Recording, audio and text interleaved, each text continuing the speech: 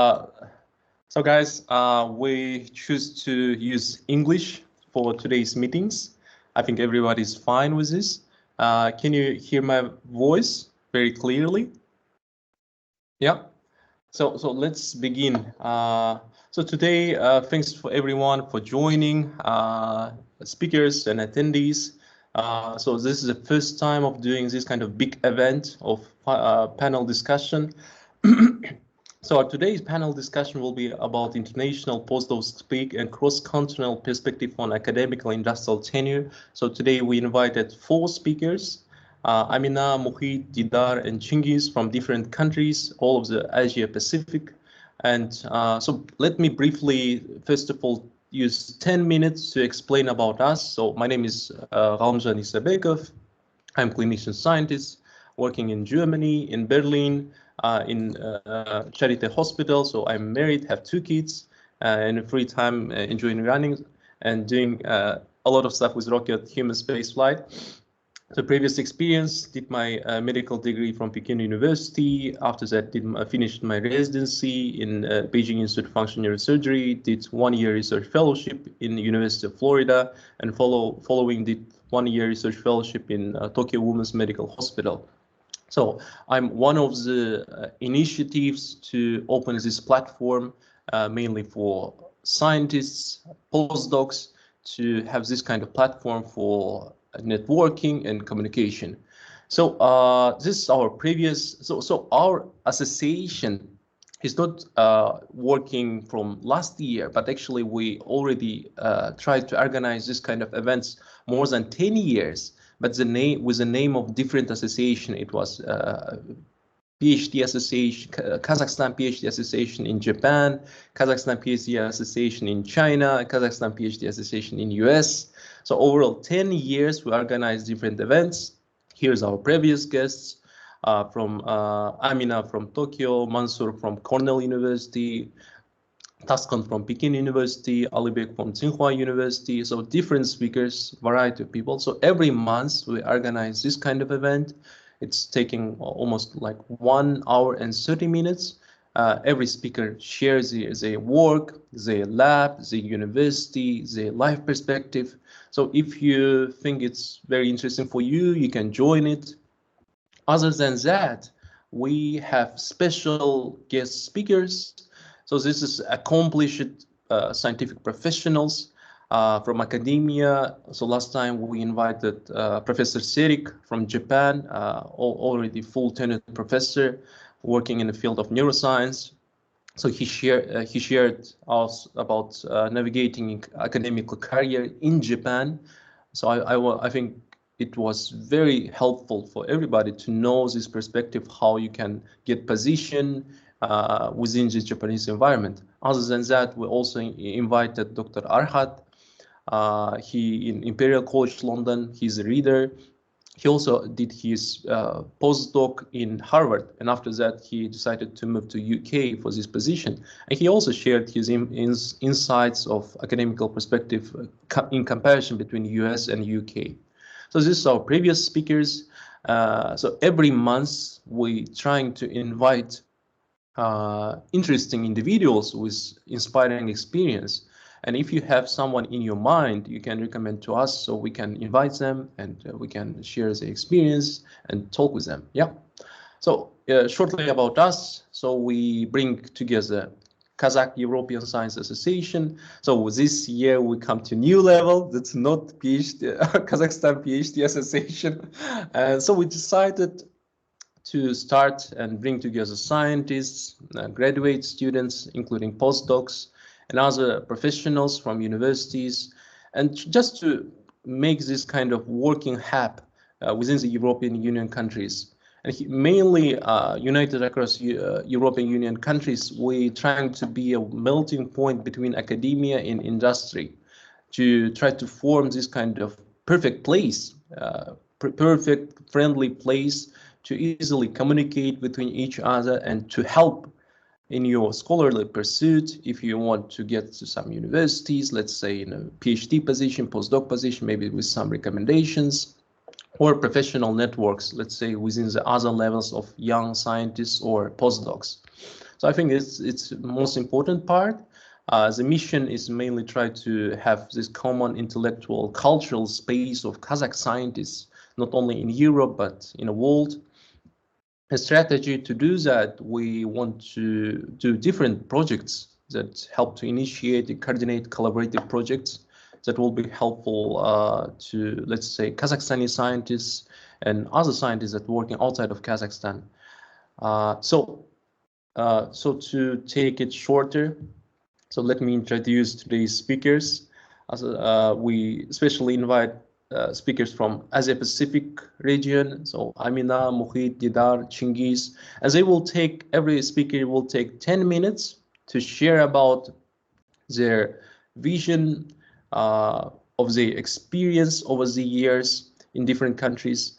And if you have any questions, please write it in the chat or just send it to me so we can take your questions and discuss them during the discussion part.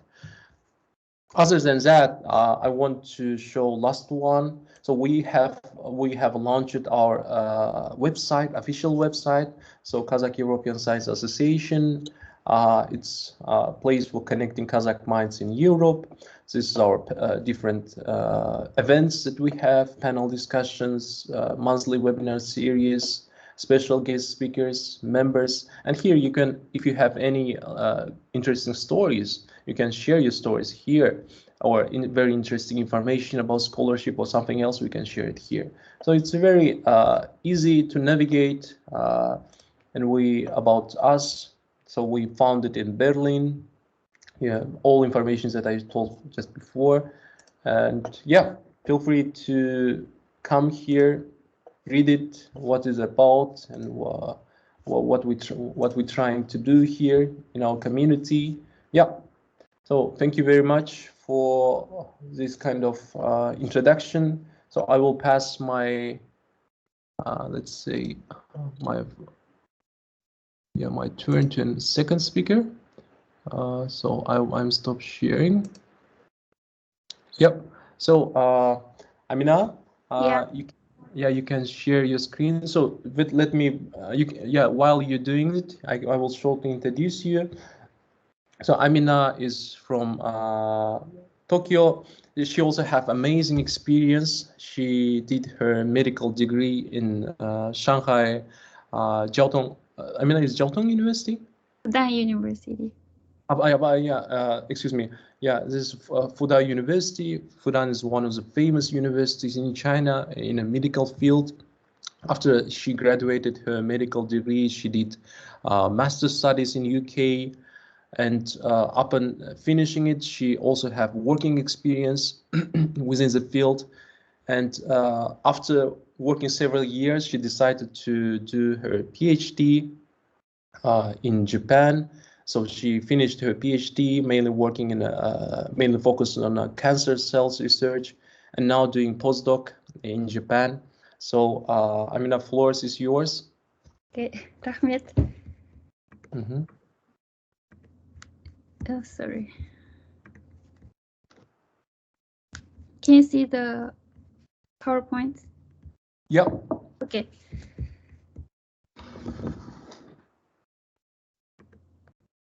So, Salim, my name is Amina, and today I'll be representing Tokyo, Japan.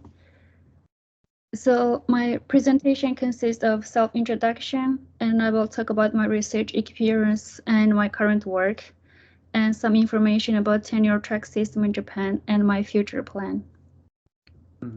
So I'm Kazakh, Naiman. I born in Xinjiang, China. I grew up there, and I had my bachelor in clinical medicine at Fudan University. Then I went to Queen Mary University of London. I did my master in public health there. And then I went back to China, worked at some AI companies for a bit. And then I decided to do my PhD in oncology at Juntendo University here in Tokyo. And in my spare time, I like snowboarding, hiking, traveling, so almost spending time outside in the nature. And for my postdoctoral researcher, I'm currently working at the RIKEN AIP Center. So we do advanced intelligence project. And at the same time, I'm visiting researcher at National Cancer Center, Japan. So during my PhD, Sheena was my supervisor at Juntendo University. Then I found out there's a joint program between Juntendo University and National Cancer Center. So I got enrolled in the program and I met my current boss, Hamamoto Sensei. So I mostly did my research at National Cancer Center.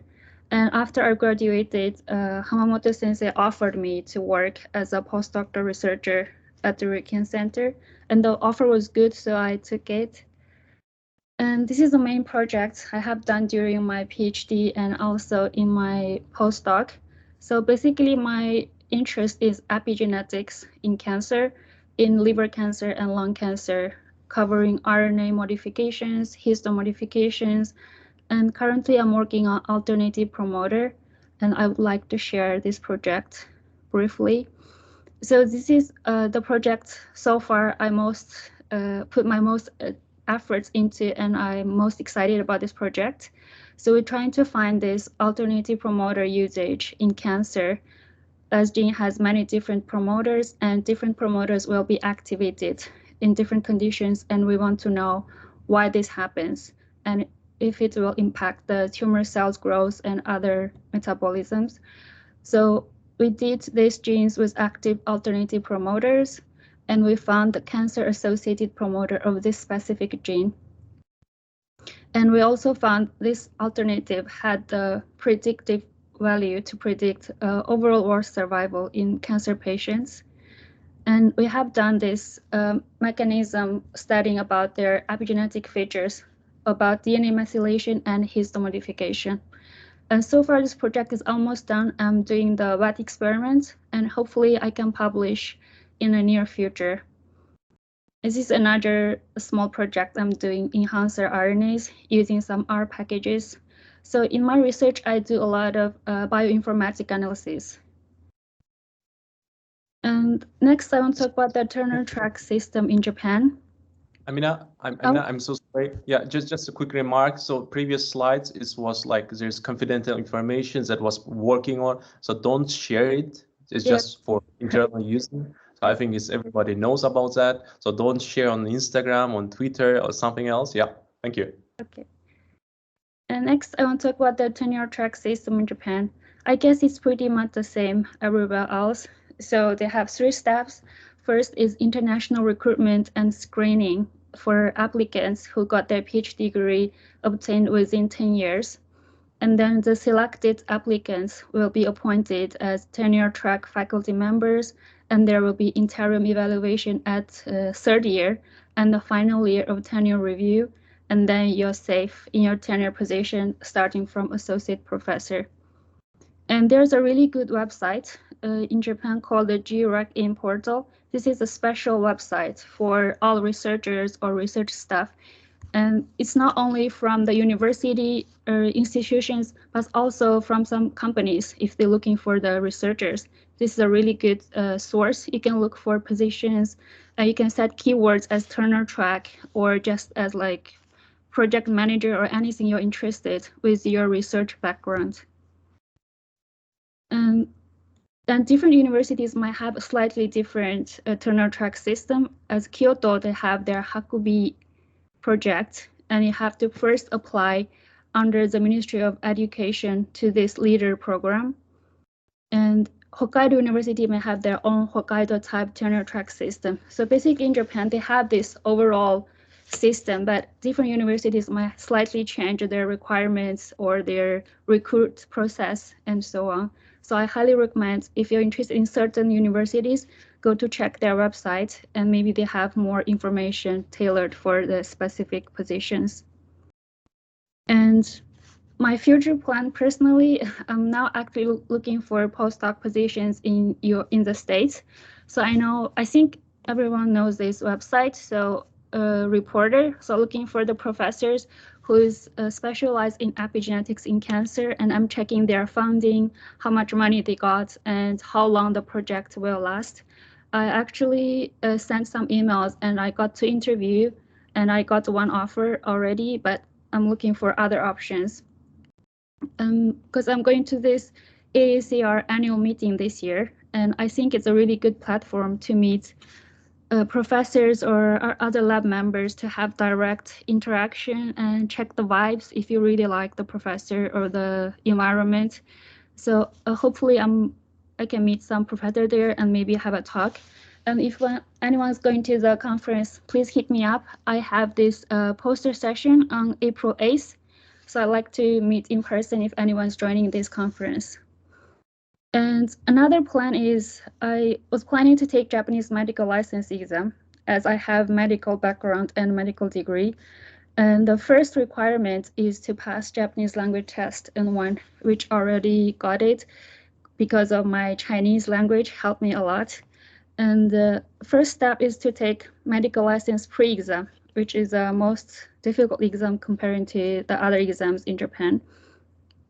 And after pass the pre-exam, you have 1 year internship, and then national medical license exam and 2-year residency. So if there's anyone have a medical background and degree and who wants to work as a doctor in Japan, I'm happy to offer all the information I know. That's all. Thank you. Wow, Amina, that's amazing. Yeah, first of all, congratulations with finding this job opportunity, and looking forward to also look for others options.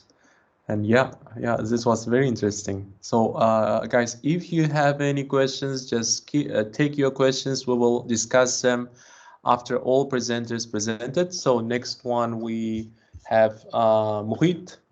Yeah, Mukhit, floor is yours. So guys, when this session will end, we will have second session where we'll discuss and also questions from audience. So please, if you have a questions, write in the chat box, and we will take your questions and discuss it. Yeah. So thanks, Mukhit. Floor is yours. Thank you. Okay. Hello, everyone. Thank you, first of all, Hamjan, for organizing this event. I'm here to gain more information rather than sharing because I have very few years of experience as a postdoctoral fellow. My name is Mukhit. Assalamu alaikum. I'm from Kazakhstan. I was born in Karaganda, but grew up in Kizilvarda. I studied medicine in Kazakhstan. I did bachelor in medicine and then surgery in Kazakh National Medical University. And then after completing it, I went to Kazakh High Research Institute for residency in ophthalmology. And then I did my PhD in Cardiff University in UK, PhD in vision sciences. The main topic, the main goal of the PhD was the development and then the evaluation of machine learning tools for the early detection of retinal neurodegeneration using optical coherence tomography. So briefly speaking, trying to use AI technology. I started my PhD in 2017. It was just pioneering in the world of medicine, especially in the world of ophthalmology. I mean, AI is everywhere these days, and you can't surprise anyone like saying that you are coding, you can do your own programs. But at that time, that was something groundbreaking. People sometimes sometimes you can say like linear regression is machine learning, or something very complicated is also machine learning. So it's really hard to differentiate where is the borders of machine learning starts and end, as long as it gives the decision or prediction or anything. So yeah, I completed my PhD regardless of COVID. So I was planning to complete it like within 3 years, but my funding was for 4 years. So, and then because of COVID, the labs, everything were closed. We had to go back to Kazakhstan, our own countries. And then I spent like a good half a year in Kazakhstan, and then it stopped and it stagnated the whole progress because I wanted to finish as soon as possible because of ambition, because of ego, and also because of the job offer I got for now. So during my second year, closer to the finishing of second year, I received an opportunity and job offer from Waterloo University, that is in Canada, for the job position as a postdoctoral fellow. And then during that time, I was preparing myself for the travel to North America, to Canada, and then those guys, they wanted me in their team because of my background because I am an ophthalmologist. Also, I can do optoelectronics, some experience in engineering and physics, and then optics. And then they were planning to build a device in future, so they wanted someone who can understand equally eye and then optics.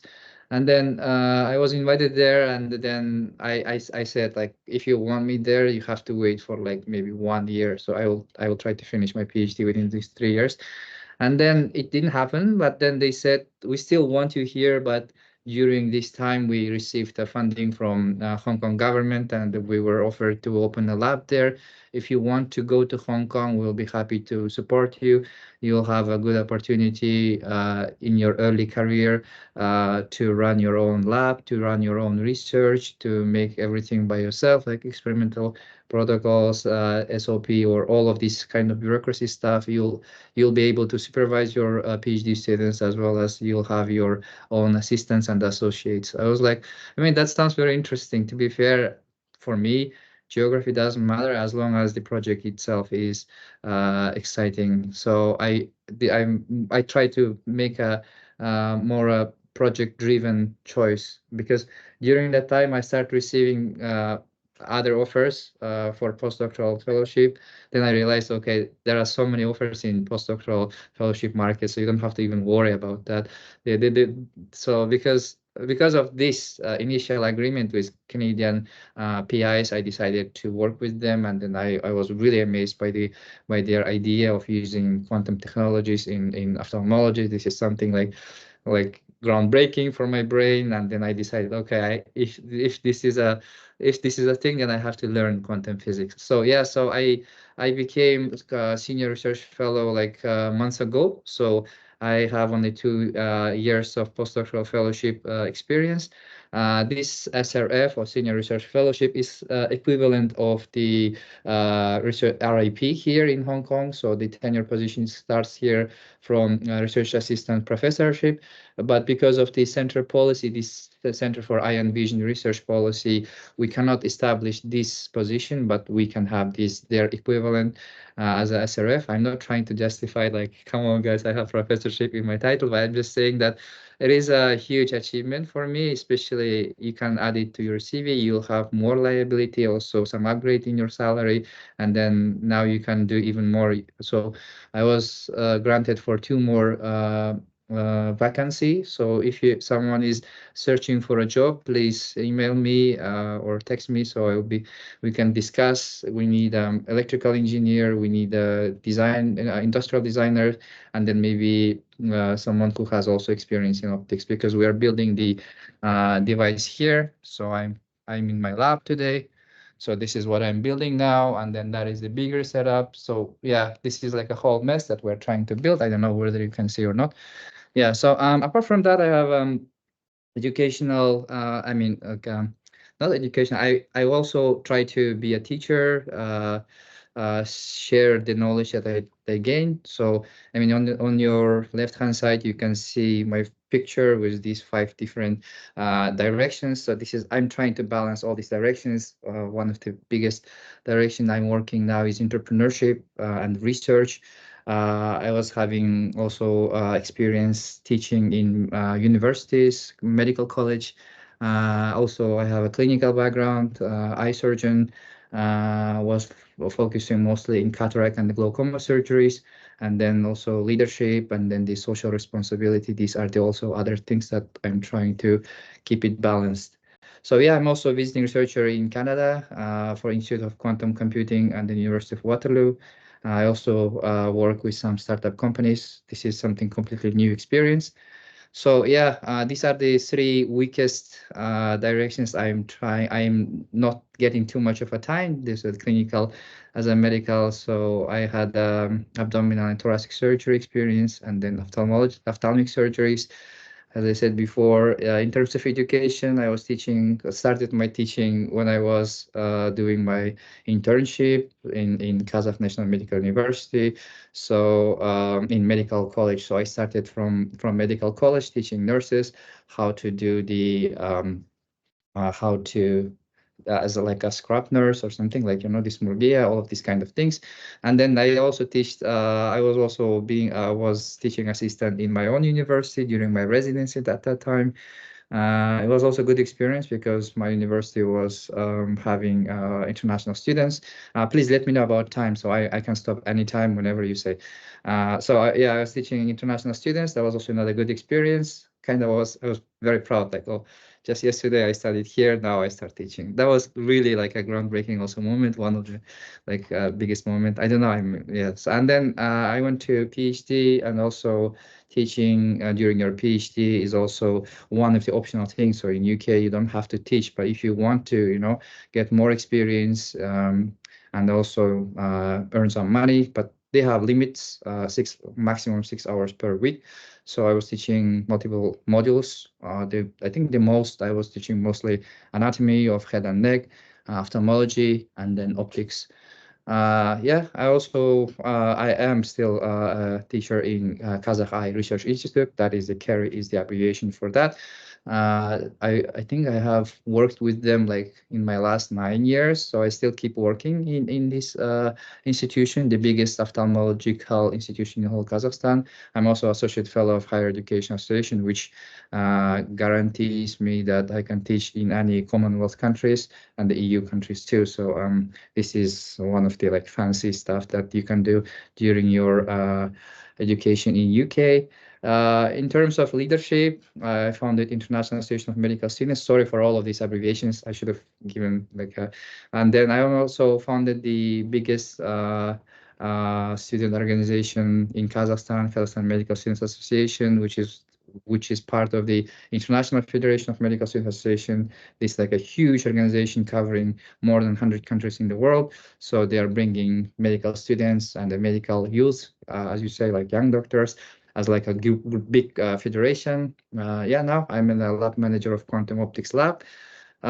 So my research is building up around ophthalmology. So you know that we have a micro world, we have a macro world, and I'm trying to use ophthalmology as like a core, and then add it for example, engineering, artificial intelligence, and then the quantum physics, all of this kind of stuff together in like a one integral of my research. So yeah, I try to as long as I can learn, I try to learn new scientific field, and then try to get ideas from there and build my hypothesis, and do something that is helping to advance ophthalmology.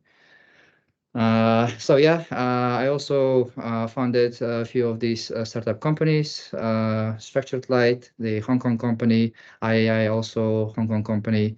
I'm also working with Canadian company Incoherent Vision, and then some Kazakhstan company for AI, so Zebra Eye. Something very promising, to be fair. And then Altris AI, that is a US company. We're working also early detection of many different eye diseases.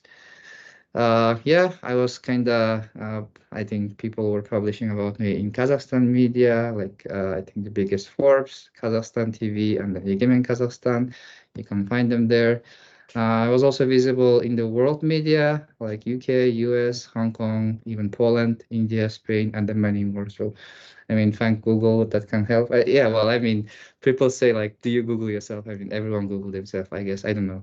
Yeah, yeah. Also some like media by fields. So if you're pharmaceutics, then maybe you could find about our project in pharmaceutical media. Ophthalmologists obviously did know that's something happening here. Like we usually call ourselves world's first quantum technology in vision sciences, and then in some quantum physics media. I think that's it from my side. Thank you for your attention. Thanks, Mukhit. Yeah, that's pretty much interesting, your experience. I think it's slightly different from Amina, but also you guys kind of like adding additional information to each other.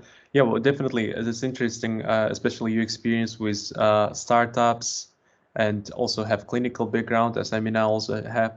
So we will discuss these points later. So, and yeah, next, let me invite Didar. So Didar, you can put your slide while I will introduce you. So Didar Baimanov We met with Didar when I was in Beijing. It was like 10 years ago, I see. And from that time, now Didar is currently working as the Institute of High Energy Physics of the Chinese Academy of Science in Beijing, China. His research is centered on intricate interaction of nanomaterial and biomolecule interface, the steers selectively of biomolecules and development of innovative nanozymes of cancer immunotherapy. He obtained his PhD in the nanoscience and technology from University of Chinese Academy of Science in 2020. So yeah, Didar, floor is yours. Thank you. Yeah, thank you. First question, could you see my screen? Yeah. Yeah, sure. So first, let's talk about myself. So I'm currently working as a postdoctoral researcher in the Chinese Academy of Sciences, Institute of High Energy Physics. I also have experience I worked in the Pinzhou Institute of, it's another department of the Chinese Academy of Sciences located in the Zhejiang province of China. So I had my PhD in nanoscience and technology. So as Mukhit just described, we have a macro world, micro world. So I work in nano world. So we're kind of trying to develop some new medicine called nanomedicine, nano vaccines, because they're very tiny, very small, or nano sized. So currently I'm working in the two main projects. First is we are working on protein corona. So further I will describe what is a protein corona, and we are developing some method which can analyze and predict the interaction between proteins and the different nanomedicines. And second one, we are working about the stereoselectivity. So stereoselectivity of the nanoparticles or nanomedicine. So let's go about the nanomedicine. Recently, there's a lot of guidelines how to prepare nanomedicine. So I think all of you are familiar with the coronavirus vaccine, right? So coronavirus vaccine also count as one of the nanomedicine, nanovaccines, because it has size around 80 to 100 nanometers, and global market to produce, to develop, or to create the new nanomedicines. They spend a lot of money on these things because they have a better performance, better efficiency in the body. So we are kind of working on this stuff. So let me introduce what is a protein corona. So let's imagine that you create a new particle, which is very small, and you want to inject it into your body, and you want to know what's going on. So you can see here, can you see my mouse, Kaljan? Yeah. Yeah. Yeah, so for example, let's imagine that you have created like a lot of types of particles, then you inject it in your bloodstream or in your muscle. So somehow it's go to the bloodstream and it will coat with different proteins. So different proteins on the surface of these nanoparticles, nanomedicines, they will have a different functional alteration on the final behavior of these particles. So that means that they will have a different uptake by different cells. For example, cancer cells or normal cells. So these proteins may regulate the uptake by different organs, tissues, or different cell lines.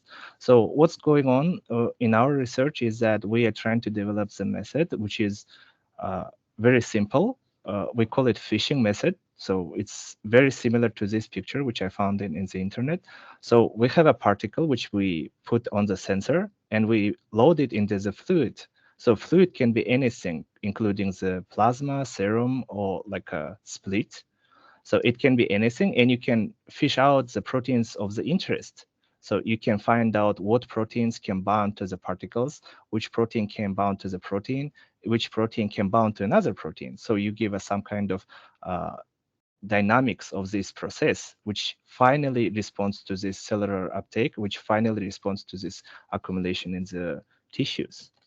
So another one, we work on about the stereoselectivity of different nanomedicine. For example, you can see here my results. We use these gold nanoparticles to attach different stereoselective peptides.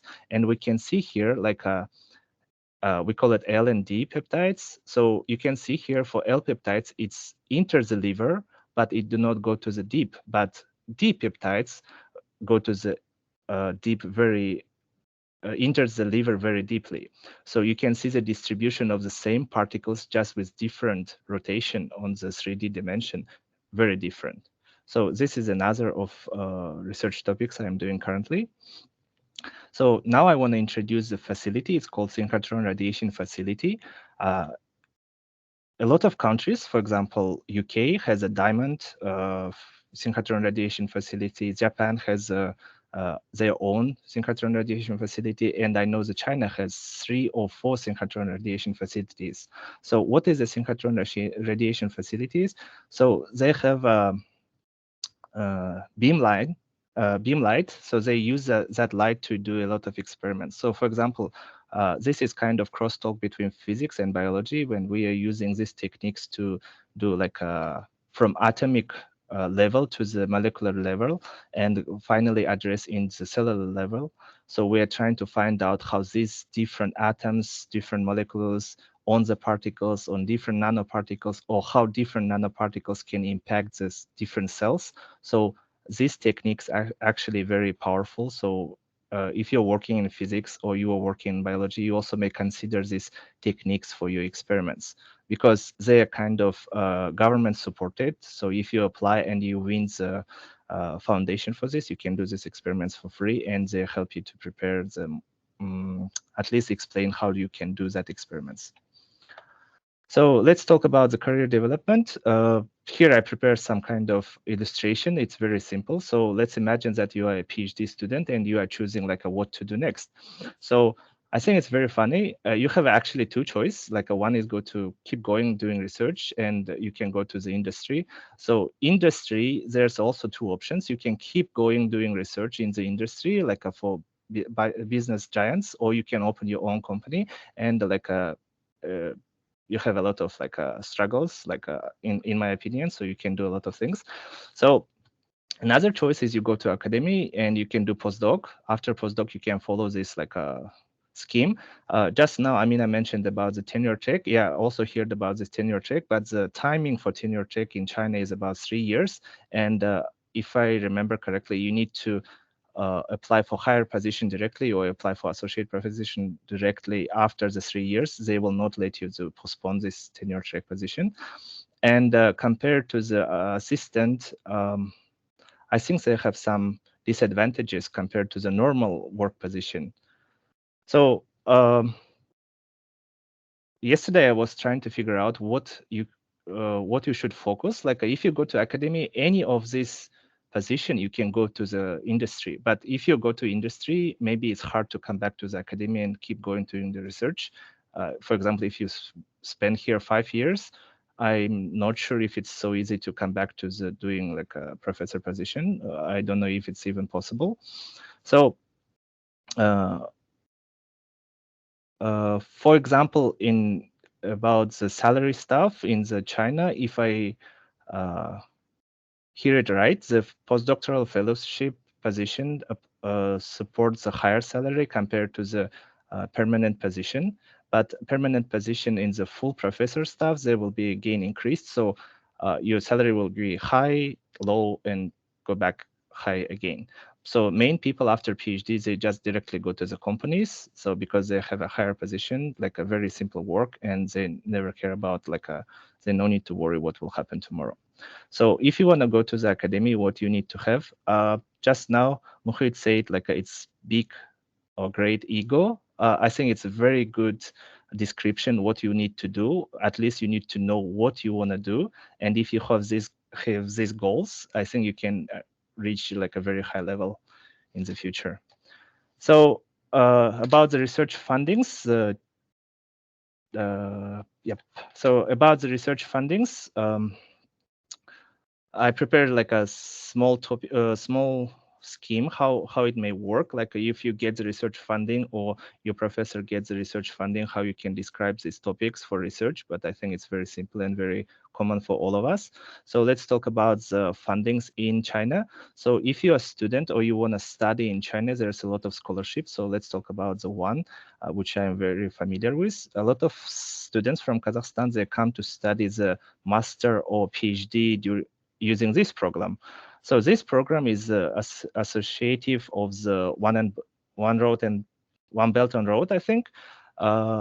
and it's mainly related with the University of Chinese Academy of Sciences. Another one is a scholarship from Chinese Ministry of Education.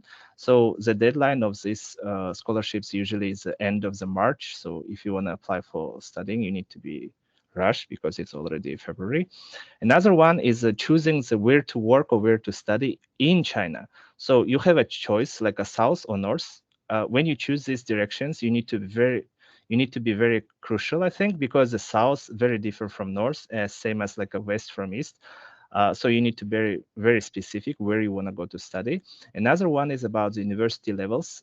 As level of university differs, the quality, the requirements, the what they can provide to you, they also differ very, very significantly. Another one is about visiting researcher or student. Actually, you can apply for visiting researchers. It can apply from 3 months to 9 months, if I remember correctly. There's a different programs for that. You can just Google it. I just did it yesterday, and you have a lot of options. Then about your research funding. So if you're doing postdoc here, you have actually a lot of choice. So first and main one is the National Science Funding of China. So they support a lot of researchers. Another one is provincial or municipal natural science foundations. And another one is the Chinese Postdoctoral Foundation. Actually, all of them give you like some part of the budget that you spend for your research. So depending on the level of your research, you can apply any of these. Actually, you can apply all of them and get them and keep doing your research. Then talk about the cultural integration. Actually, this one is a very tough one. So if you don't know the language, it's hard to live in China, I think. At least you need several months to get used to. Then cultural differences and food. If you come from Kazakhstan at first time, maybe you will struggle from food as well because you're not used to eat Asian food. But the good points of China, I think it's travel spots. You can go anywhere and there will be like a lot of beauty. So here I describe like in my opinion, it's 4 main points of China. Like it's digital devices. Like you don't need to use cash. You don't need to go anywhere. You can actually do it online and it's quite fast. So I think it's like advantages of living in China, and it's very cool. And another one is about these 3 characters. I'm not sure if you're familiar or not. So first is renao. It's some kind of, I will translate it like a hospitality. And herushui, it's mean like a drink more hot water, and people, ren, it's mean people. So these 3 characters, like a hospitality, drinking hot water, and people is like a, in my understanding, is describing the life in China. So for example, not mainly, but sometimes you go to want to eat. So there will be like a lot of people discussing. So if you can understand and you can communicate with them, you will feel some hospitality. If no, then you just feel like not so good. And there will be a lot of people waiting in queue. Sometimes it's like even different, like you will go to travel and you don't know what the people waiting for. So sometimes they just wait long queues just to get milk tea or coffee because it's famous spot. So sometimes it's like a very different from your understanding. And drink hot water is like a, don't know, I think it's kind of tradition. It's good one. Like if you live in China, you used to drink hot water. Actually, like before I used to drink cold water, but now I think I mainly drink hot water as well. Then we are having like a Chinese New Year. Today is 4th, after 6 days. So happy Chinese New Year. So if you have any questions, let me know. Thank you. Wow, Didar, thanks. That was amazing. Yeah. And if you want to drink sparkling water, welcome to Germany. Yeah, we have here like a lot of sparkling water everywhere. Like, do you remember that one that we have in Kazakhstan, Saragash? Oh, yeah. Here in Germany, they're all drinking sparkling water anywhere. Oh, that's Yeah, nice. great. Yeah, so let's move to our last speaker. Is Chingiz. So Chingiz is my old friend. So we know each other from the time that he did when he did his studies, PhD studies, master studies in China. So he from that time he did space-related research, and his main focus on the initial orbital determination of Cyclonar region, particularly in the area of space traffic management and space situation awareness. Currently, he serves as the acting head of laboratory artificial ears satellite observations in Almaty at the Fesenkov Astrophysical Institute, and his career is driven by a strong commitment to developing world-class expertise in this field. Yeah, and mainly, so Chingiz, as we understand, he working in the field of space, and he will share his. So he doing his PhD in New Zealand, and yeah, Chingiz, floor is yours. Hi guys, hi everyone. I hope you can see. I think I'll try to share my screen first.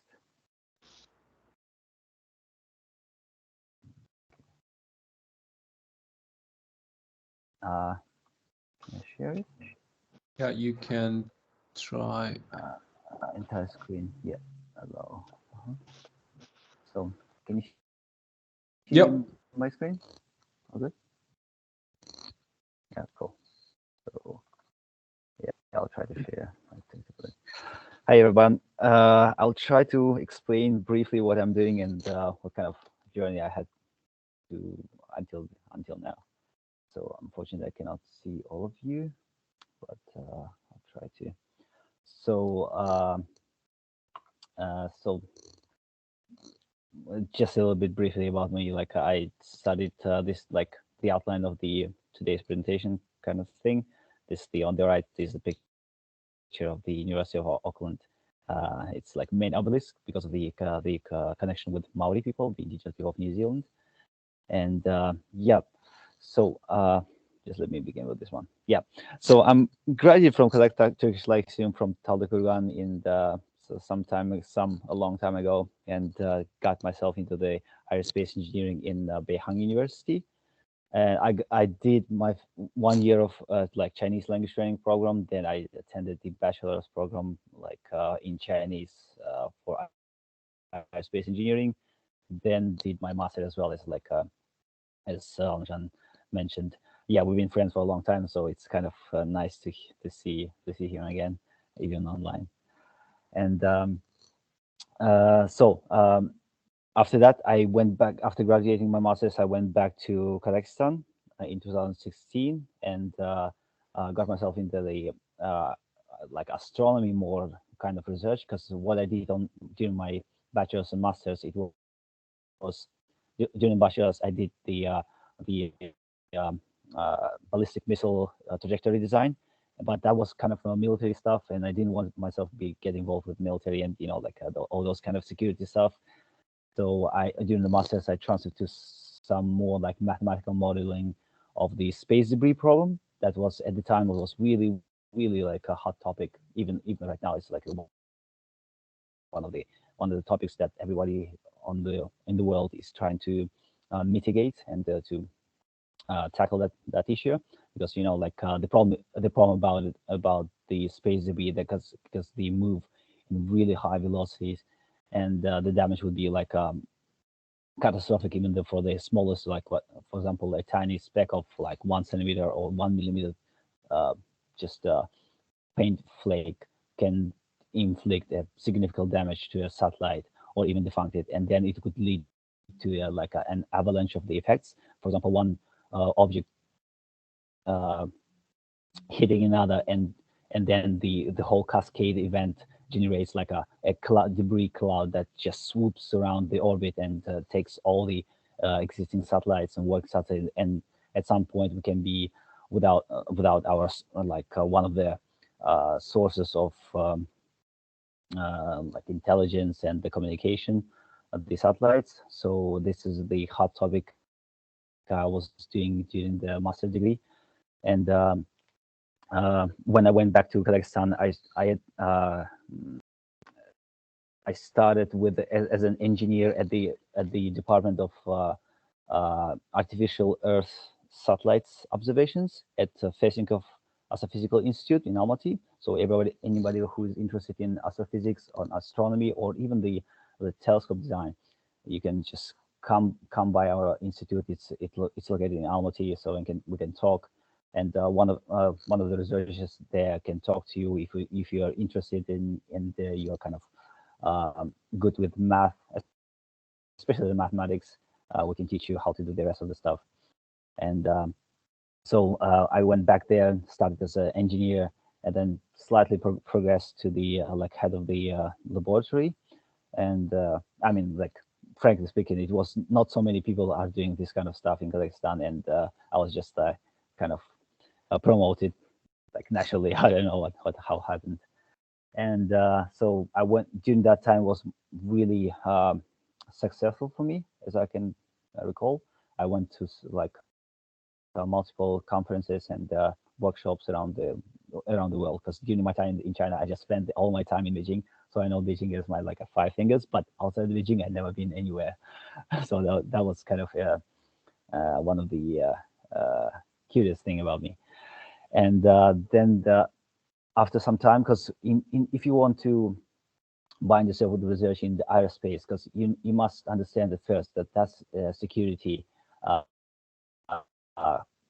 closed area. So you cannot just hop in and say like, oh, I would like to research some kind of like a ballistic missile, some like ballistic trajectory, aerospace, anything that is involved in there is kind of restricted, especially for the area. For example, it was kind of hard for me to get to Japan. I got one of the invitations from the Juntendo University in Japan. It's like it's directly related to the Japanese Aerospace Agency, but at the end, like right before departure, the Minister of Security said like, "Oh, sorry, we cannot give you the visa because of the you've been studying in China and you're kind of from Kazakhstan. We don't know you." Yeah, so that was kind of unfortunate.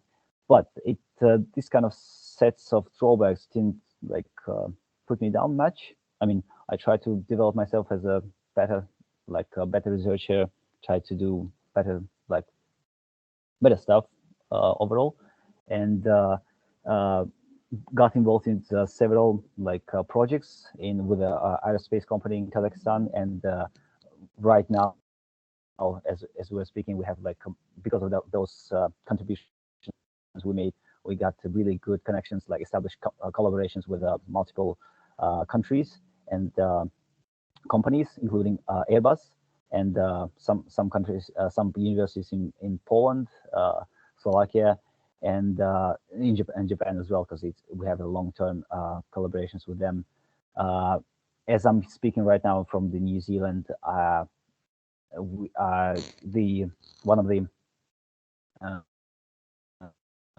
things I'm trying to establish as well is to have the Rocket Lab. If you know, it's like a New Zealand startup company that launches satellites in space. They have their own technology and ability, and just to make something happen with Kazakhstan and the rest of the world. So to tackle the problem of the space debris, of the observations of the objects that fly around, and especially the topic of my research here is the cislunar, meaning like the area between Earth and Moon. So that's the area that's going to be really contaminated and populated in the future few years. And you might heard like a lot of missions going to space again. We're gonna go to Moon again. We're gonna establish bases there. But before that, we need to have some eyes there, because from the Earth to the Moon is like 384,000 kilometers, and it is really hard to spot anything there. So, for example, if you can see my pointer, this is on the right bottom half is our command center here at the university, because the university gets involved in the multiple research and the launches that's been been done by NASA and other major companies and agencies in the world. And here's the region of the geostationary satellite. That's meaning all this. You might heard we have Kazakhstan has CASSAT satellites, which is always above you. Whatever you look up in the sky from the Kazakhstan, you can see that not during the day, but there is a satellite watching over you. because of the communication, the television, and the all other stuff that's been pointed straight for the Kazakhstani purposes. And so that's the region, and it's being contaminated a lot because every country puts something in there, and the space, as we know, like it's huge, but it's not limited, and it's one of the like resources we need to take care of. And so my research is involved to find a way to put a like space telescope, design its specs. For example, we have here the ophthalmologist who's working with optics and stuff. For me, it would be to select the optimal aperture. It's the size of the mirror, or the glass that's from the telescope part, and then the matrix of the camera, and then like in what kind of wavelength we're gonna do our observations, and then using those specs, find the orbit that's the best suitable for our mission.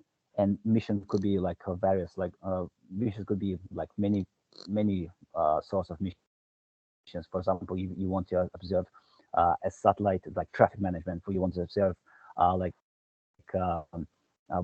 turn your spacecraft around and you want to see some kind of the event of the supernova explosion, or the passage of the asteroid nearby.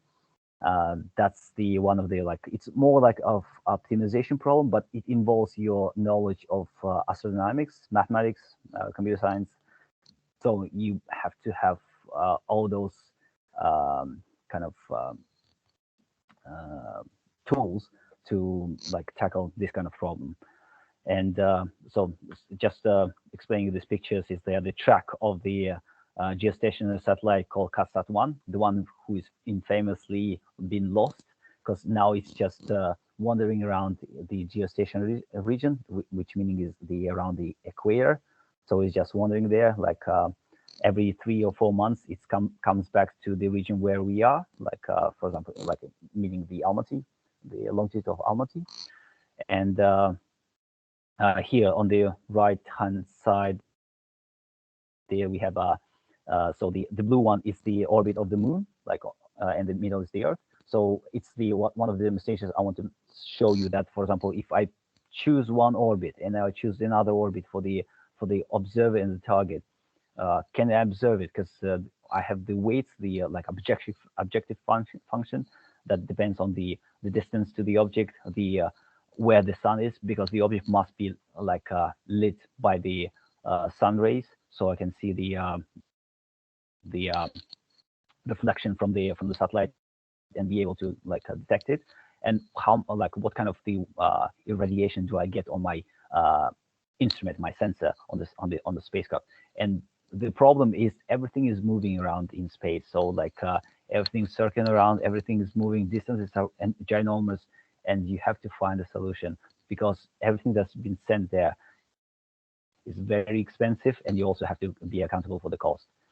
And just one of the examples before we finish, for the a collaboration. So we do a lot of collaborations, especially with Airbus and one of the European space agencies, in order to, for example, right now, the problem is to go back to moon, but also the asteroid menace that can come from any time, from anywhere, especially the small size, which we cannot use, which we can't track with our telescopes from Earth. So we need to find a way to to put a telescope on one of the orbits, or find an orbit, and try to track them down. For example, you might heard there's an asteroid called Apophis that will come back, will fly by the Earth really close, 30,000 kilometers, which by means of in astronomical means, it's really close. And when we don't know what is gonna trajectory would be, I mean, we know exactly when it will arrive, but in space, everything can be influenced the trajectory. So like one of the proposed projects is like a side projects. We want to establish the orbit, which will fly next to the, for example, this one. The blue line is the Apophis trajectory, and for example, I try to pick one of the orbits and see how well I can observe it. So the red section is the when it can be observed. I mean, like from the satellite. And if the orbit is stable enough, for example, because the orbits, as I told you, the orbits in the on like in space, and if you study astrodynamics and try to do the mathematical research, they're all unstable, like chaotic movement. So you need to find the stable orbit, and also like how do you maintain that orbit? So that's the problem, like a multi-objective problem that I'm trying to tackle. So that will be it.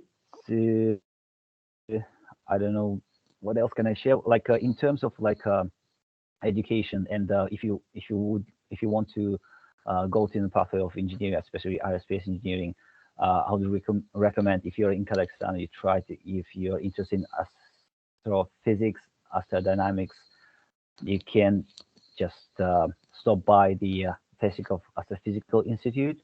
We have good researchers there. Like I seldom do the lectures around. We like cross collaborate. We have a lot of connections, like cross collaborations with universities in Germany, in Heidelberg, and for example, like in Japan.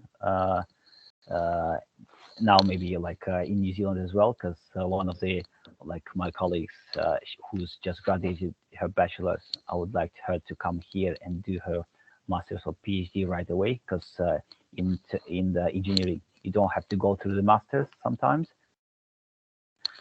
but it depends on your research capabilities. So if you're interested in that one, or the optics, I mean like telescope optics, you can stop by, talk. We'll see what we can do. But the main thing about working in astrophysics, it's hard, but it's rewarding. I mean, in some way.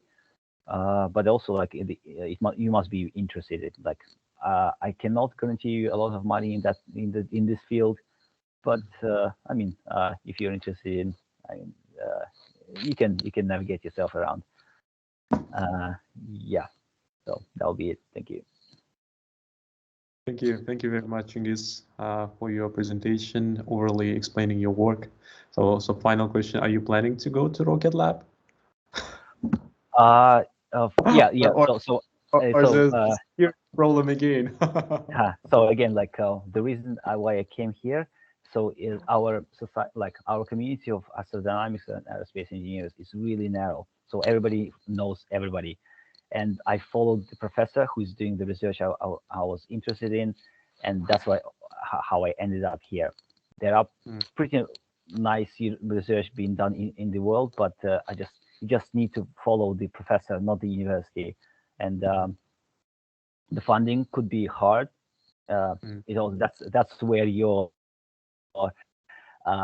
commitment comes to place.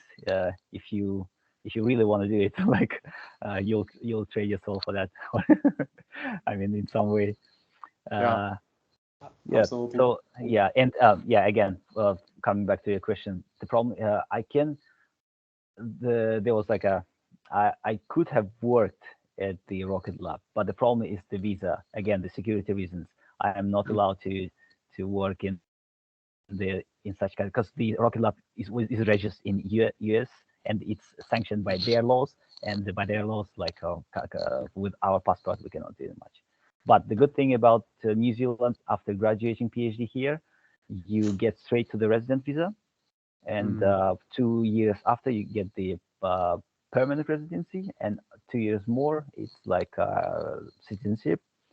And it's easier to go to Australia as well, because Australia has nice, like they established, like I was at the conference where they established their aerospace agency in 2017 and met Elon Musk, but it was nice, but it was funny. yeah, so if you're interested in aerospace, do math. Yeah. Yeah. Thanks Thank you. this for insights. So guys, thank you very much everybody for presenting your slides. It was very interesting, and we all get a lot of useful information from that. So let's move to our next session. So it's I think moderated panel discussion for 30 minutes. I have one question. So I really found that what Mukhit is doing, especially in terms of like social activity, and when media, you're working with media, people know you, and how it's, Mukhit, what do you think, like how it's helped to you actually? Like, because I think because often scientists is not often used to work with media stuff, but according to my experiences also gives some benefits. And when you're interacting with media, people publishing about you, and you meeting people, they know about you, and you other guys, have you doing this kind of work, like trying to be visible? Okay, not too much visible because it's kind of like in academia, but what's your Mukhit insight of doing this kind of, what's the feedback like after having this kind of everybody know about what you're doing, etc.? Yeah, thank you.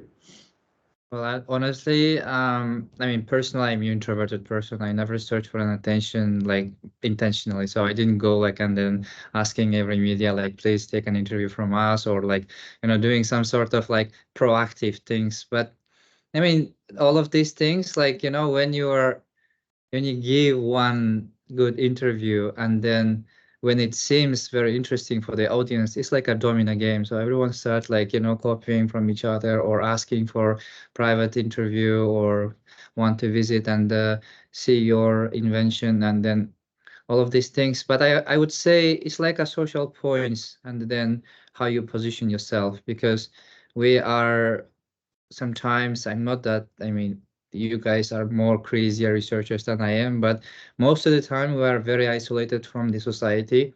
We don't really care about, like, if there is tornado happening, then we don't care because we are in the lab. Nothing is important than your experiment happening here in your lab. So there's a good meme about PhD students and like early career researchers. There is like a third coming or second coming, third world war and tornado happening.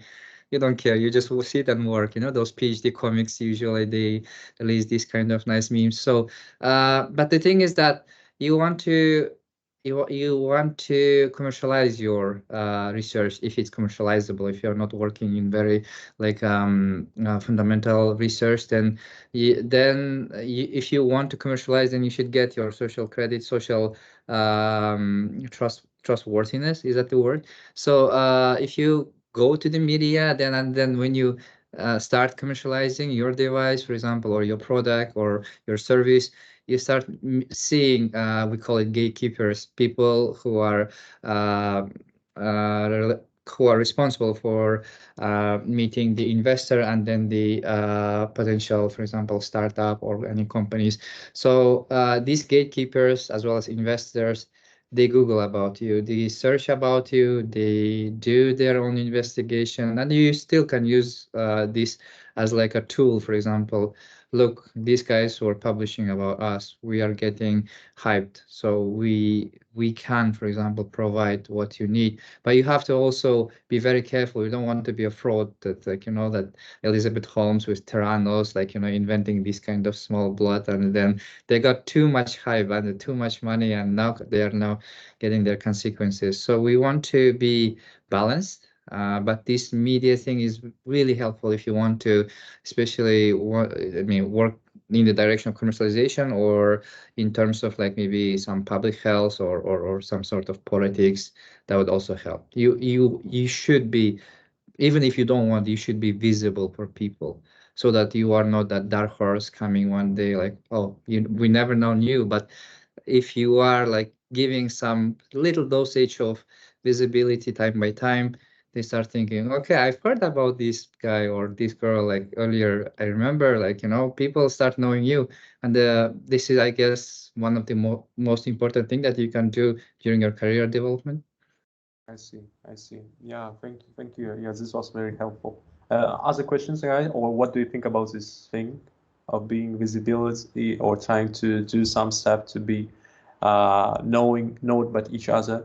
Yeah, well, I mean, most of the time, I think we are researchers. Sometimes we have a big problem to explain our very complicated research, even to other researchers. We usually say, you understand what you are doing if you can explain your project within 3 minutes for a 3-year-old kid. So if you can do that, then it's good. I mean, like, look, we usually like go to a scientific conference and then all of this overcomplicated stuff. If you're not expert in the field, it's really hard. So you have to try to minimize the information which is redundant, but at the same time give the essence in a very understandable way. I think this is also like, this will help you. For example, maybe, for example, one of us doing groundbreaking research, but maybe I couldn't understand because it's not my field. So I didn't grab it. So you have to be able to explain, and then, I don't know, this is like maybe small insight. It's very obvious, right? It's just like, No, that's good. I think it's very important to have this ability to use easy words to explain your stuff in a short time so people can get it. Yeah, absolutely. Guys, any other questions? Yeah, I have a question. You guys all have China-related backgrounds, right? Some of them did residency, some masters, some, I think 2 masters, and the one is doing work there, postdoctoral, and maybe also educational background. Yeah, I mean, you guys all can speak Putonghua, I guess. Yeah. Yeah, for sure. We also miss Chinese 哪里 food. 哪里什么都当不见。 Okay. Yeah. Anyway, He's Yeah, learn Chinese some better language. than mine. That'll be benefit. Yeah, we spend a big deal here, like long time. So like it's just fair if you stay for a long time as we are in one place. If you get better at it, it's natural. Yeah, but after you like kind of like escaping or going outside from China, you want missing this food because you're already used to it, like the spicy food, and even here you're looking for it. We in Japan, we meet with Amina and went to Chinese food cuisine. It was amazing. Yeah. there are some questions in the chat. Yeah, we can mention it. So I think this question to Amina, and I also have this question with here's one. Someone asks this question. It's about it's about like work-life balance. But Amina, you have also great experience. Did your medical degree in Shanghai, and after that went to UK, and after that come to Japan, and lived several years. And what do you think, if you compare to these countries, what's the best thing that you found in Japan? And yeah.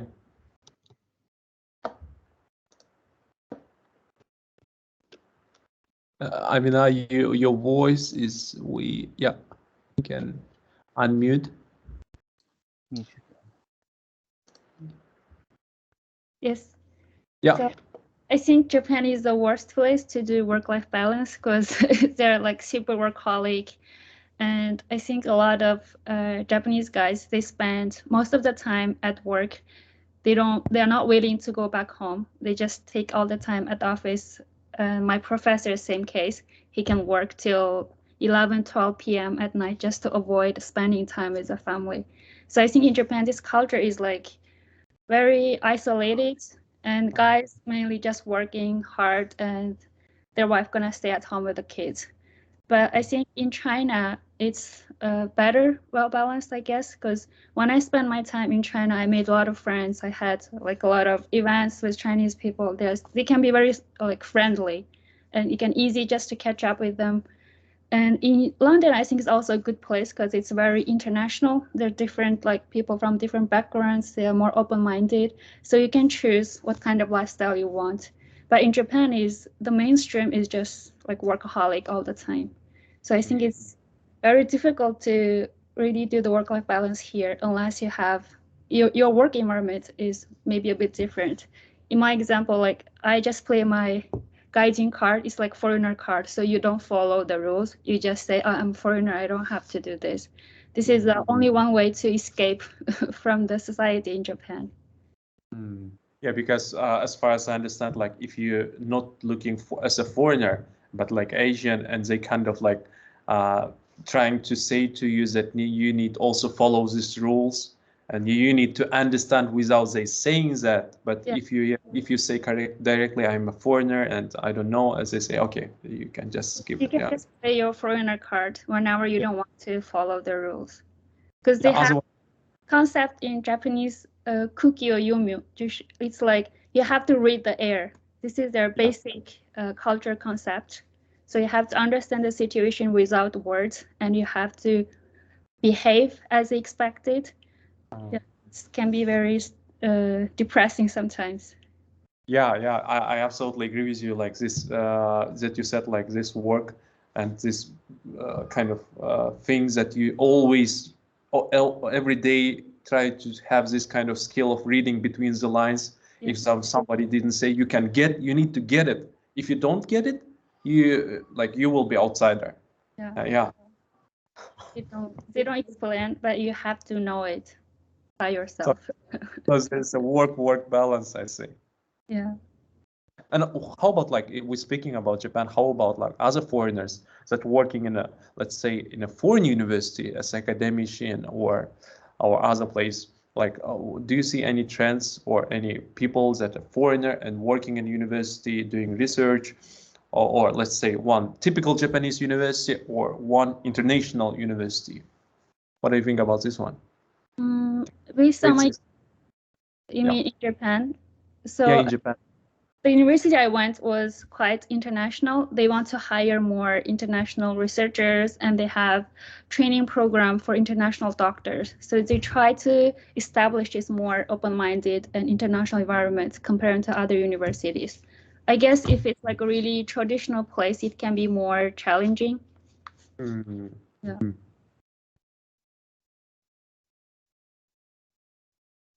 I think if I remember correctly, Yerbolat from Netherlands was raising his hand. I'm not sure whether he still has question.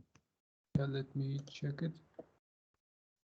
He was raising the hand just before the chat. Yeah, Yerbolat, you can write in the chat, and we will mention your question, or let me try to unmute.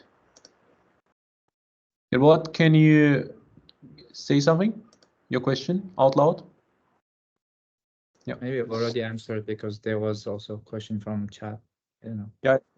And I by the time the guys will ask other questions, I have a question for Didar.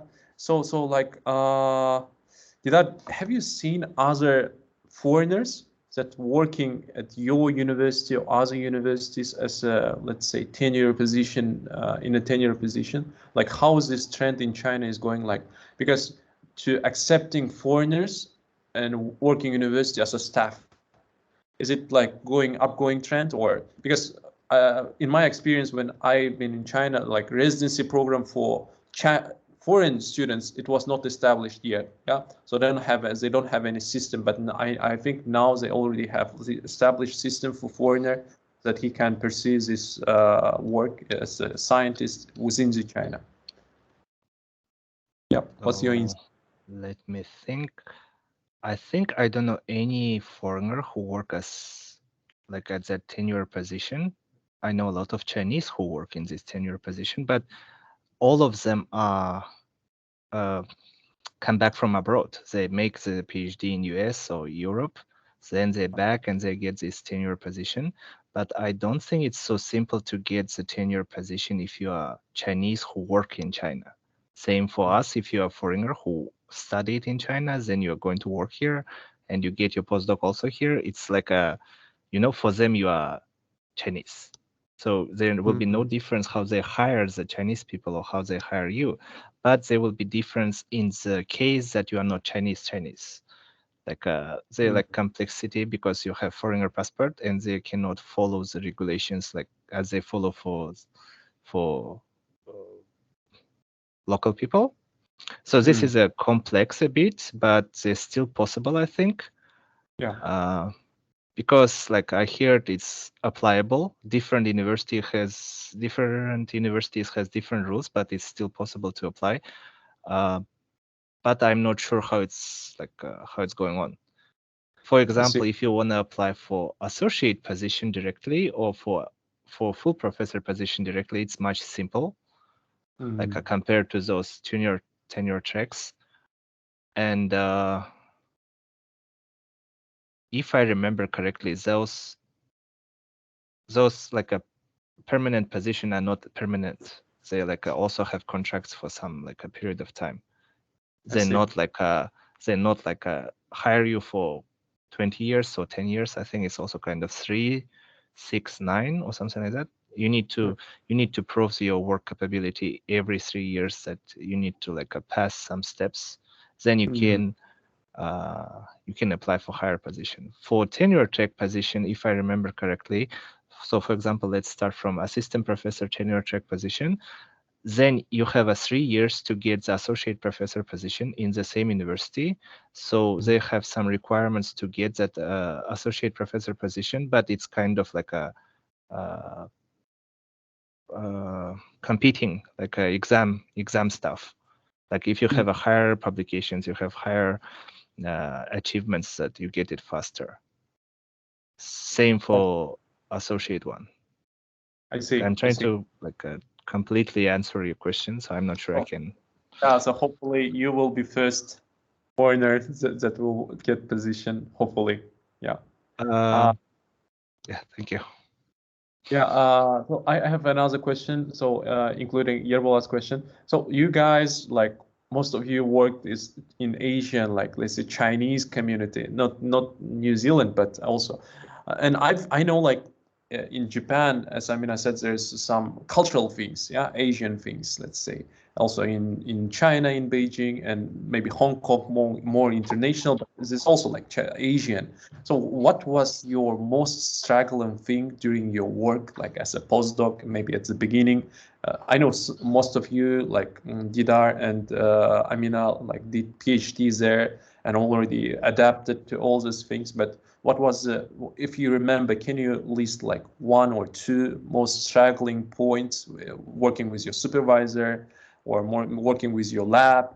And this kind of was not, it's kind of cultural thing. And can you realize, and Chingiz, you also like, I know you're not like in Asian community, but Asian community is something different. So can you think about this? Yeah, thank you. And if you have answers, go ahead. One of the struggle points, difficulties with working as a supervisor or lab. Yeah. I think for me, the first thing is the language. So like Japanese language, even though I can read some kanji, so from Chinese, I can read what it's meaning. But when it comes to communication, I can barely talk. I didn't study Japanese before I came to Japan. So I came straight away with my English IELTS score. And for the research, I didn't need to learn Japanese, so I had no motivation to really practice my Japanese. But in daily life, it can be a really struggle to communicate with your colleagues, to even make new friends. Because a lot of people here in Japan, they are a bit shy to speak English with you if they are not confident with their English level. But in China, they can talk to anyone. They love to practice English with foreigners. But in Japan, it's quite the opposite.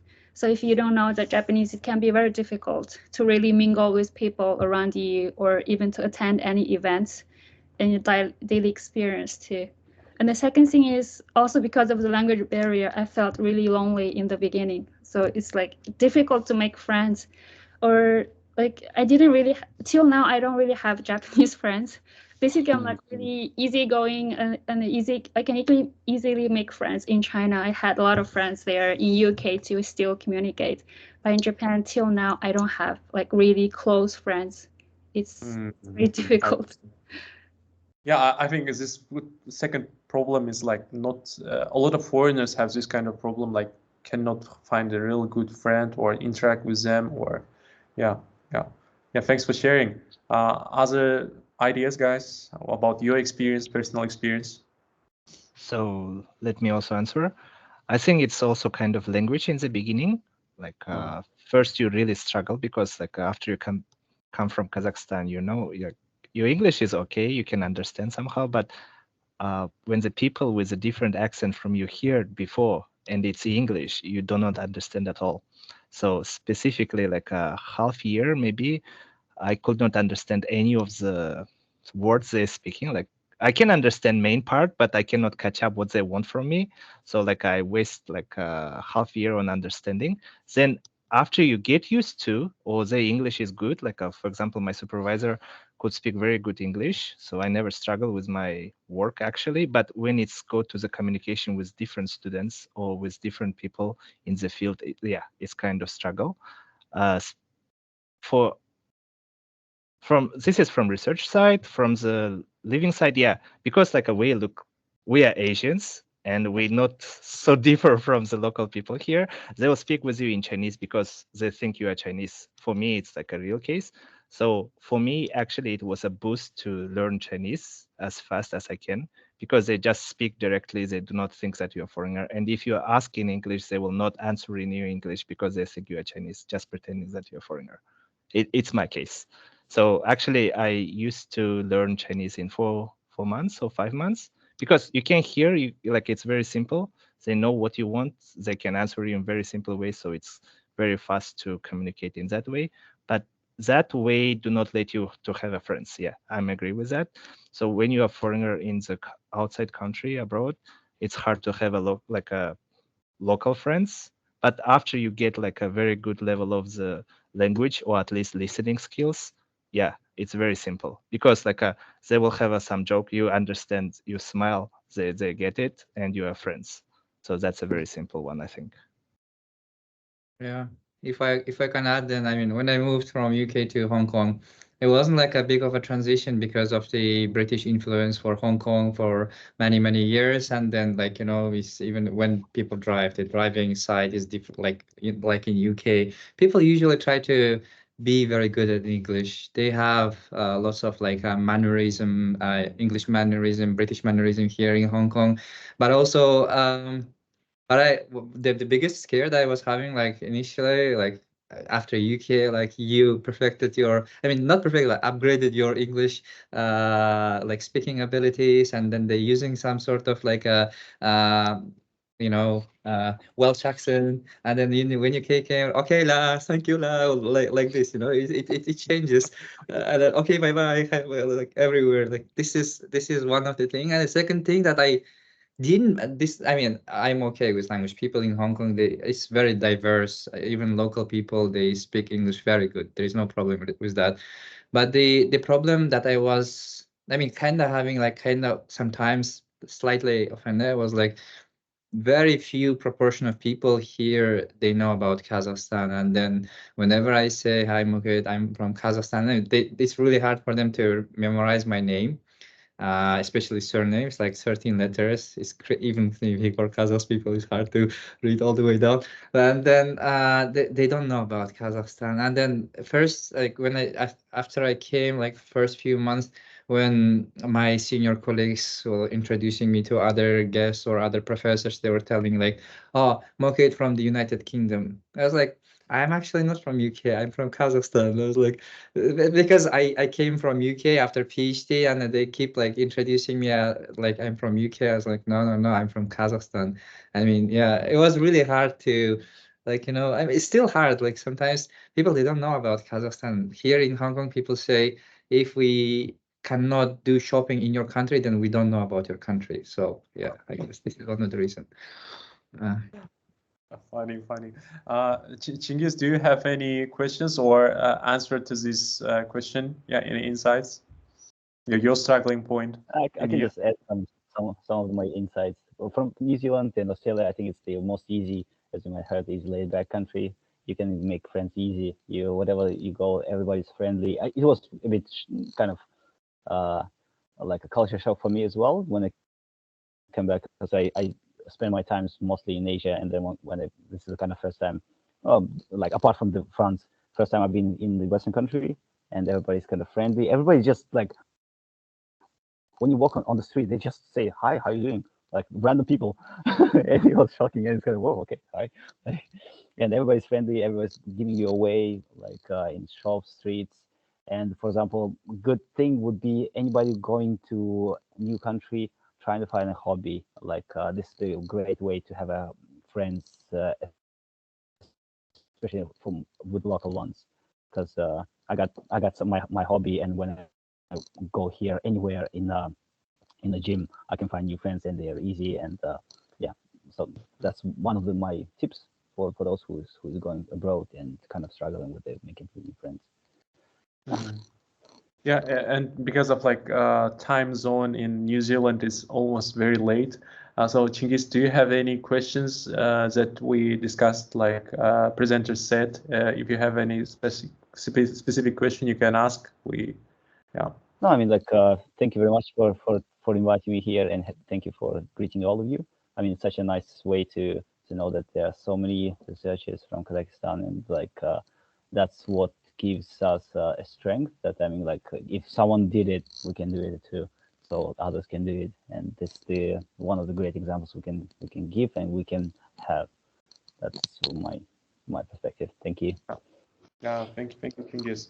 And thanks, Chingiz, for joining. And let's try to answer. There was two questions from audience. So, first one is so you ask question to Chingiz. It's for me, or no. Okay. That's Mukhit. That's from Mukhit. Okay. See you guys. Yeah, and he said, like, how's in Gangkong different in the rest of the China in terms of scientific communities? Yeah. Okay.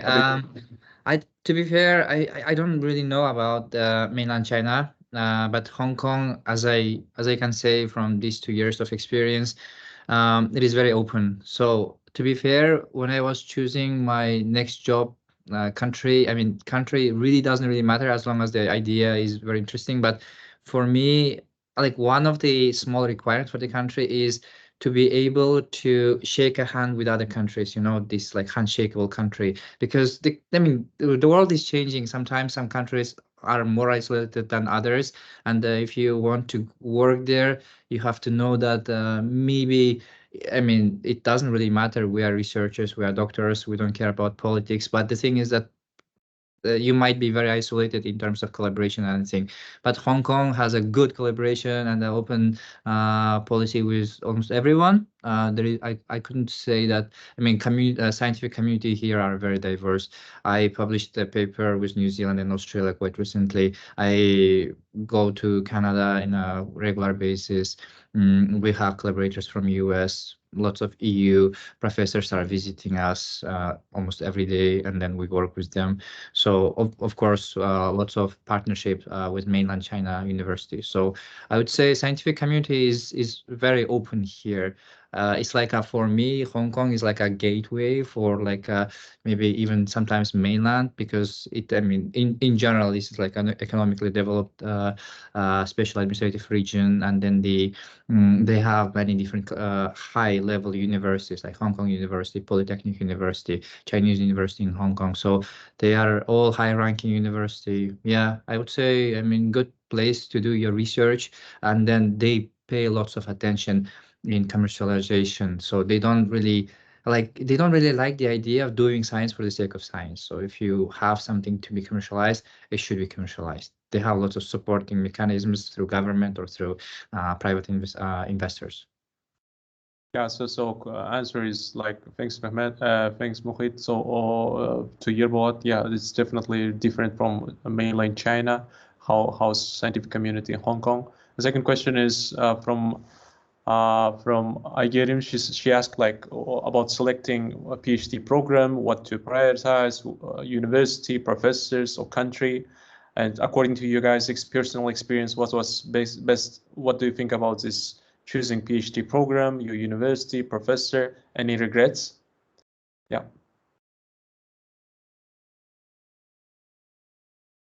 So, and like, so to this question, so let me start. So I get him, I think personally, it's as Mukhit said, very good.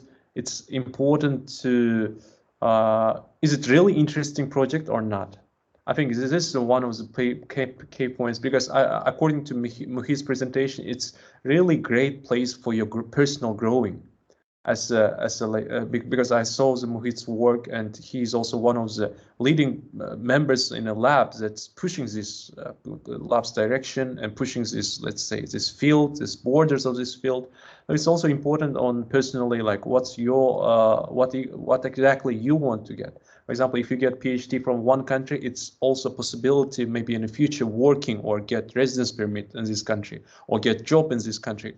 So PhD is a kind of card that to your path to this country. But it's also dependent one kind of PhD program, because in some countries PhD program is really complicated. In some countries very fast. So it also depends. So so my answer to your question is it depends on your future plans, and according to your future plans, in which country you want to work and develop, and after that decide which university and supervisor. I think most regretful decision may be choosing the supervisor, because supervisor often plays very important role, and also trying to, according to my experience, try to choose open-minded supervisors, which is not locally thinking, but overally. Because what was funny, my supervisor in Japan, he did his postdoc in UK for 5 years, and he kind of thinking internationally.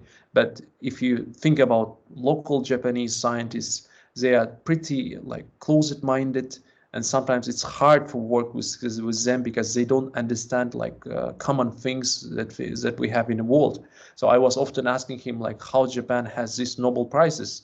If they get this kind of local mindset, they said like all of the Nobel Prizes that come from studies in outside of Japan. I think I tried to get the answer to your question. If you guys have any recommendation for I get him, please go ahead. Yeah, I mean, I just want to add, like, I mean, yeah, there are many different criteria you might want to put into your map before choosing the PhD program. And like you say, oh, maybe country matters, maybe program matters, maybe supervisor. I mean, all of these things matters. But again, coming back to my own motivation, I think idea matters more, because if the idea is not driving you, if you're like not feeling something enthusiastic inside of you, you might have very good professor, you might have good high-ranking university, you might have very comfortable and then nice country, but the thing is that you are not with these things altogether within your PhD program. You are with your idea altogether all the time. So if you are, if you think that this research is very interesting for you personally, then I think that would keep you alive in your hardest days.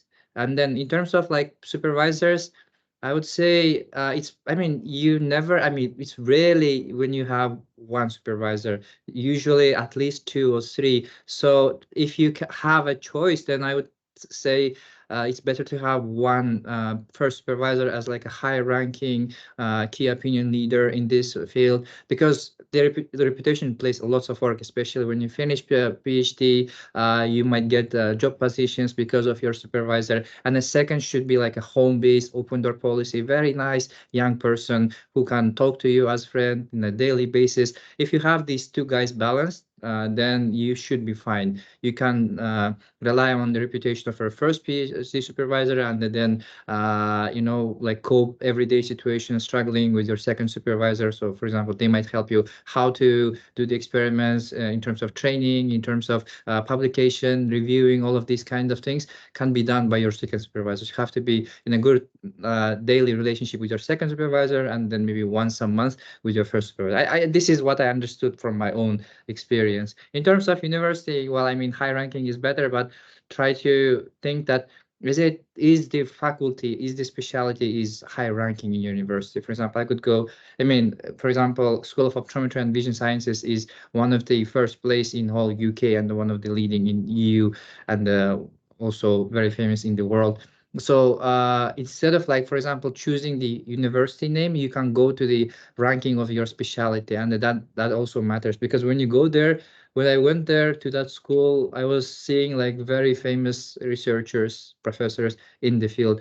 Also good to have a very good shot of imposter syndrome. Yeah.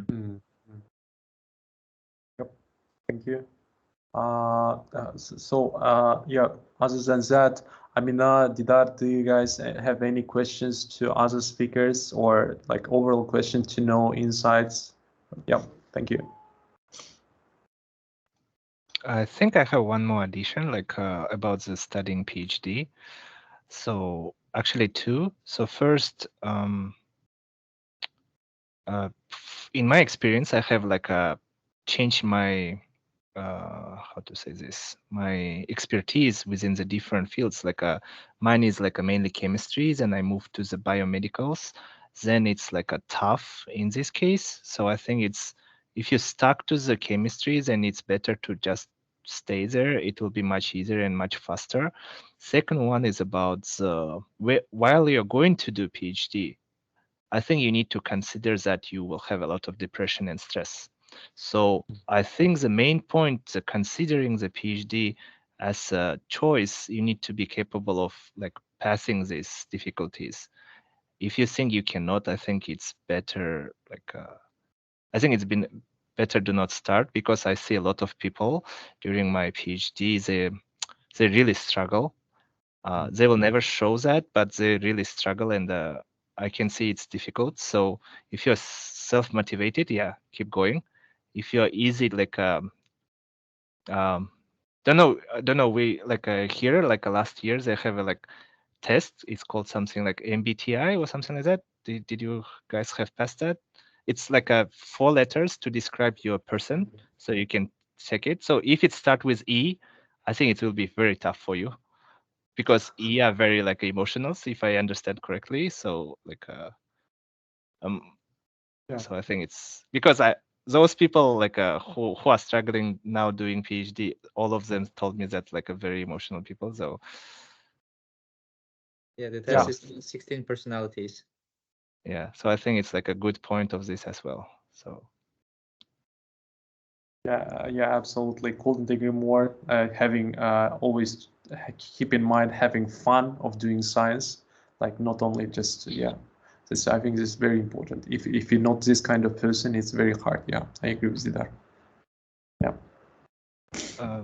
But another point, I think it's also good. Like if you have a goal after this PhD, like you cannot reach this goal after without PhD. I think it's also kind of good option. Yeah.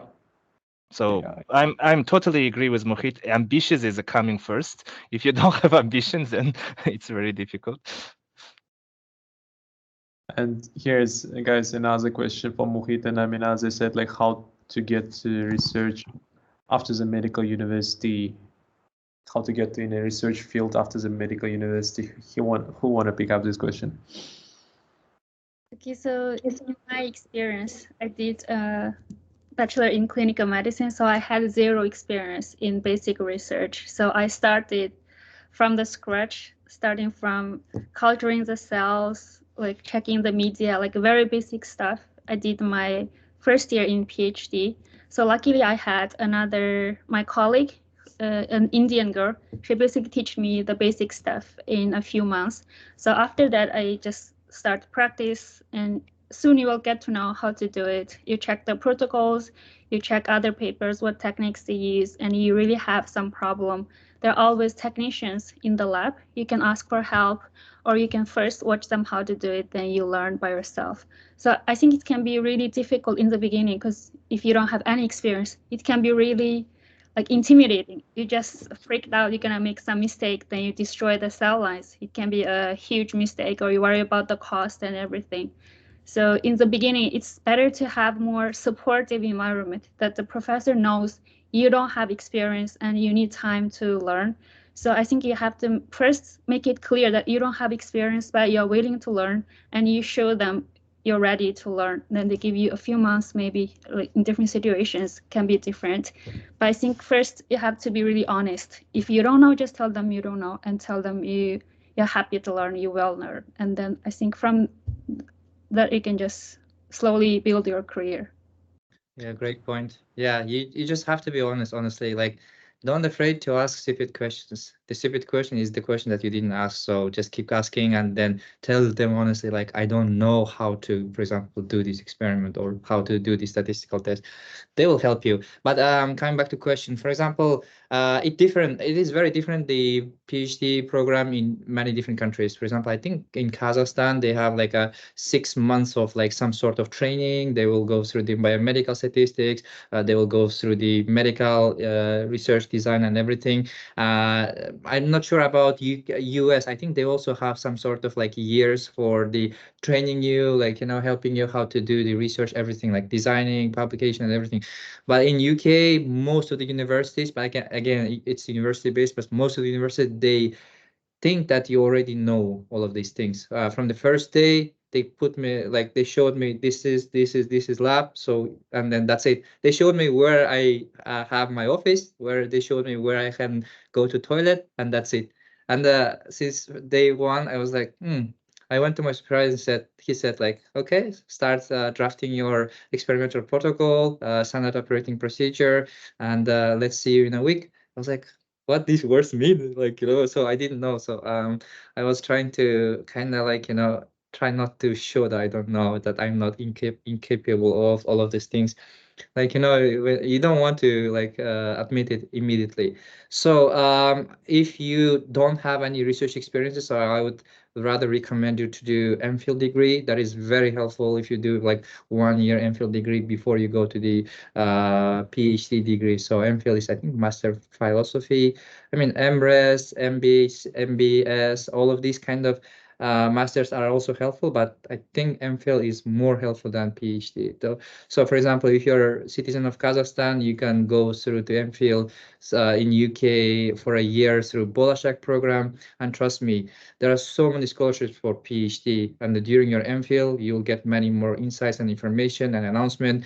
You can maybe get the recommendation from your supervisor, and you can apply for that, get that, and then you can come back after PhD for Bolashak program that you want through your MPhil degree. So you'll be well prepared. You'll have you may even like a draft your proposal of your work that you're going to do in your PhD. Yeah, I think it was great answer to that question. So guys, we already exceed 1 hour, and we can wrap up last 5 minutes. If you have any other questions to just ask each other, just talk about some steps that you was considering, maybe after your postdoc or other things, maybe interested in other countries. And you can use this time to ask. Yeah.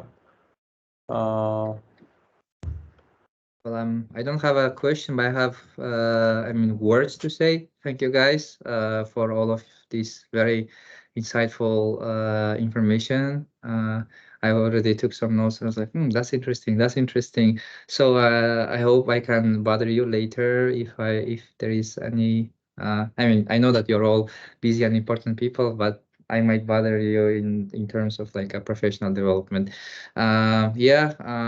Likewise, you can email me or WhatsApp me whenever you have any question. Wish you all good luck. Thank you, Sean. Arigatou gozaimasu. And 谢谢. And Mukhit, I think just follow up is your point that you mentioned, having this kind of list of postdocs over the world. Let's say it will be great if we can create this kind of let's say database. It's also like closed, not for everybody, but within the community, let's say, and have access, and you can check like who is there, where is the contact information, in which field he's working. And maybe, yeah, as you said, it will be helpful for other postdocs, at least to contact if you're going to somewhere for community, for conference or something. True. Yeah, other recommendation or other insights, we also can organize another events if you have anything interesting in your mind or someone else who can be invited. Yeah. Thank you, Ramjan, for organizing this event. Really happy to see other researchers. And if you have any questions regarding doing research in Japan or getting Japanese medical license exam even, you can just email me. maybe you can share, or Instagram, you can just message me. Yeah, absolutely. I mean, thanks for this point. Yeah, contact information of speakers, email address will be provided. And if you will have any other personal questions, you can reach them. And yeah. So let me follow up. Thank you for inviting me. Actually, we don't have, we have Instagram here, but it's very hard to use. So please email me. So this first. Second, about the database. Actually, I'm thinking like maybe you can add the additional point, for example, like these simple protocols of the experiments, for example, cell experiments or other experiments. WeChat. I'll be very happy to share these protocols with others.